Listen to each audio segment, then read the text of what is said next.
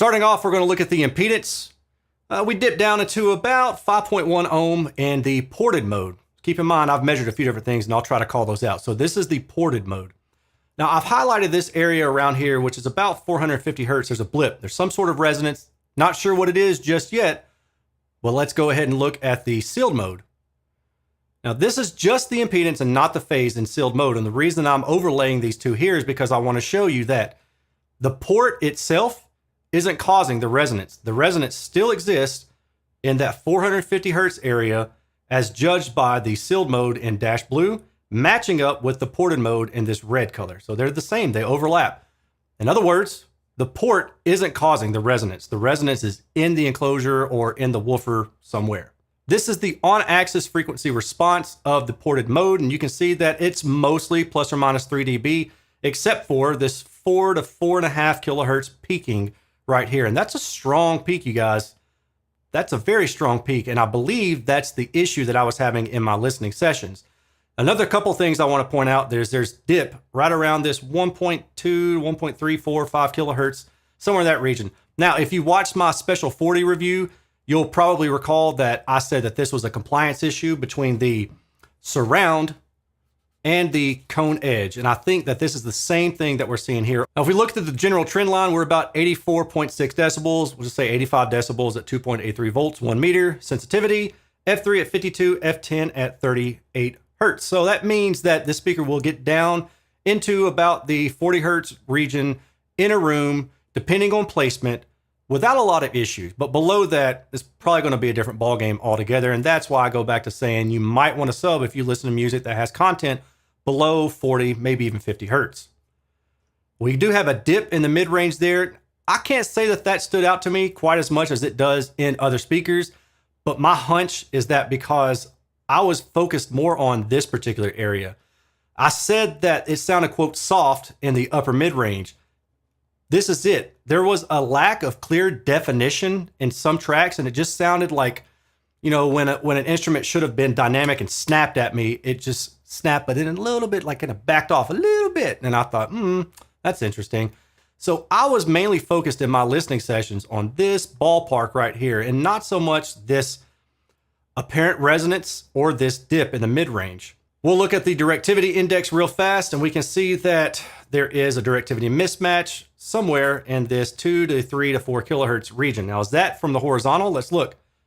2 to 3 to 4, it's not too bad. I mean, there is a little bit of a mismatch. More than likely, though, what we're going to see is that it's going to be the vertical response directivity mismatch. This is the on-axis response versus 30 degrees off-axis response. We can see at 30 degrees, the treble drops a good bit, but you also get rid of this peaking going on around the 4 kilohertz region.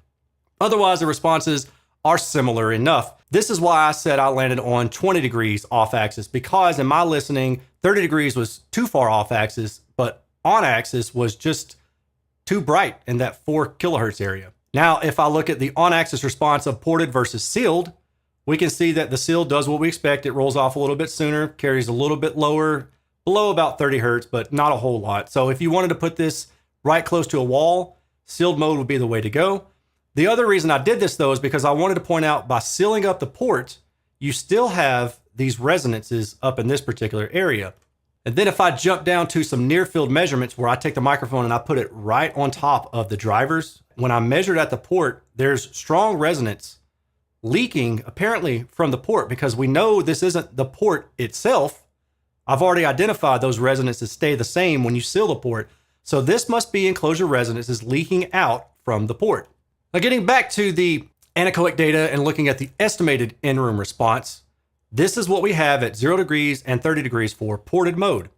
And then what I've done is I've drawn the trend line. Now, keep in mind that this trend line is a little bit closer to flat. It's not flat, but it's a little bit closer to flat than some other speakers might be. The reason for that is because the horizontal radiation of this speaker is more broad than other speakers that I've measured recently. Some of those speakers are closer to 50 to 60 degrees radiation, whereas this one is closer to about 70 degrees. So it makes this slope, instead of bombing down, it's a little bit more flat. And I put the slope around the ballpark of what I heard in room. And this is subjective, okay? And it's important for me to note that.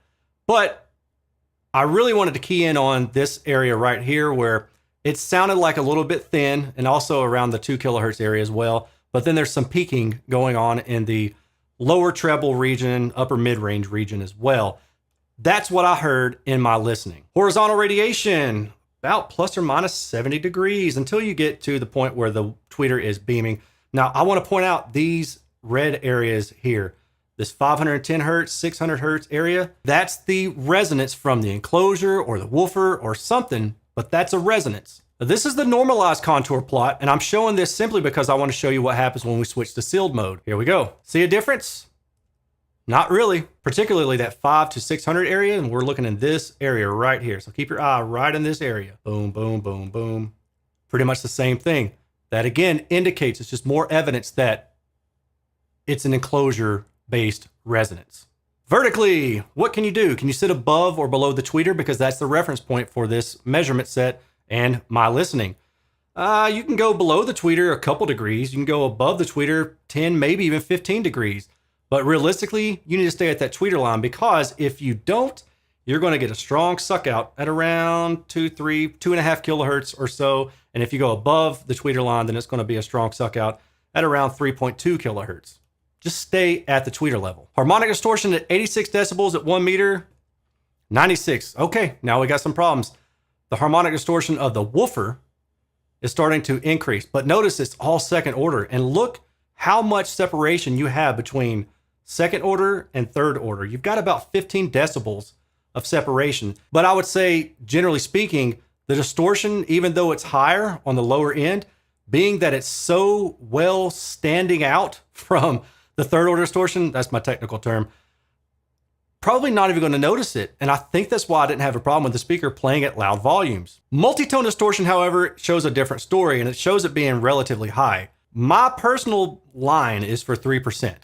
And I've got a whole video on that. Click the card up above if you want to check that out. So when I see it go above 3%, that raises flags to me, and I think, man, that's not great. It's not good. It's not great. But I'd be lying if I said that I heard this right away. I didn't. Why? Maybe because I was keying in on other things. Maybe because the output on the lower end was still keeping up so well, and there was no mechanical noises, that I was just jamming, and any distortion that was there, my brain filtered that out, possibly. I don't know the answer. And really all I can do in my reviews is just try to be as honest as I possibly can. If I lie about something like this, you guys will catch me eventually. I'll say something stupid and you guys will catch me. So I might as well tell the truth. If you use the subwoofer and cross this over at 80 hertz or thereabouts, you do decrease the mid-range distortion quite a bit. And I find that kind of interesting as well. Now, we still have that 1.2 kilohertz distortion. That's the same distortion that I saw when there was a compliance issue. Compression measurements. Okay. Everything looks good at reasonable output levels until you get to crazy output levels, and then you do have compression.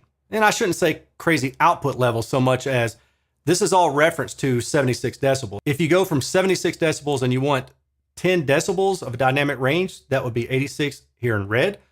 Everything looks pretty good into about 55 hertz or so. There's something going on there, and it's increasing in distortion. If you want to go 20 decibels of dynamic range, similar story, I would say. And then 102 decibels, so that's 26 decibels of dynamic range. Now you've got some compression issues in this 150 hertz region. How much of this did I hear?